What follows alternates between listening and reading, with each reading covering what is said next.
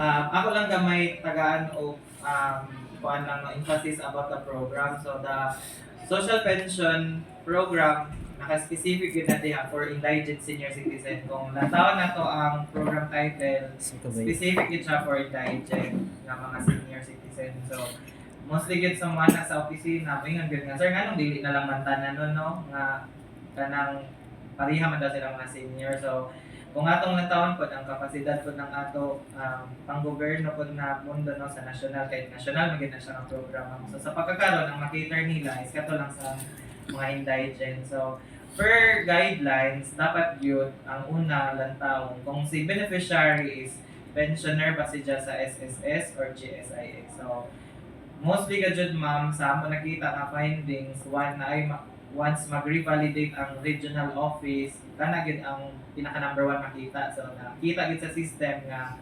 SSS sila or GSIS. So di man sa ingon no nga ato pod sila gi kuan pero nagiuban ma'am nga during gid sa una wala gid sila nitug-an no nga naa sila ay pension nga dawat ang nakaapan lang yun regardless man good of the amount nga ma-receive nila from SS o GSIS but ang nakakantar gid sa guidelines basta SSS GSIS ka nga pensioner. So kana gyud siya ang diha gyud kasagara mao'y nakarason no labi na mag-revalidation man gud ang regional office.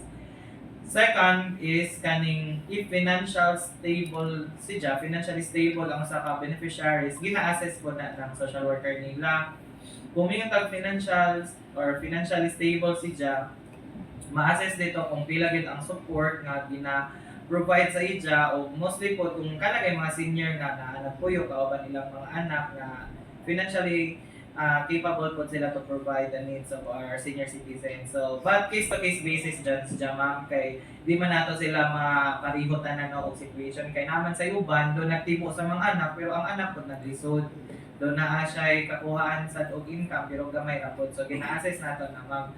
So manang importante na yung social worker mo sulod diha para thorough assess gyud ang situation. And third, ang guidelines ko naghisgot dito nga kung ikaw barangay official ka dili gyud siya pwede quote sa base sa guidelines na sa memorandum circular. So but generally, mostly kadyo sa amo ma'am nakita nga rason is katong SS pensioner sila or GSIS. Tungod kay later na sila nagtukan.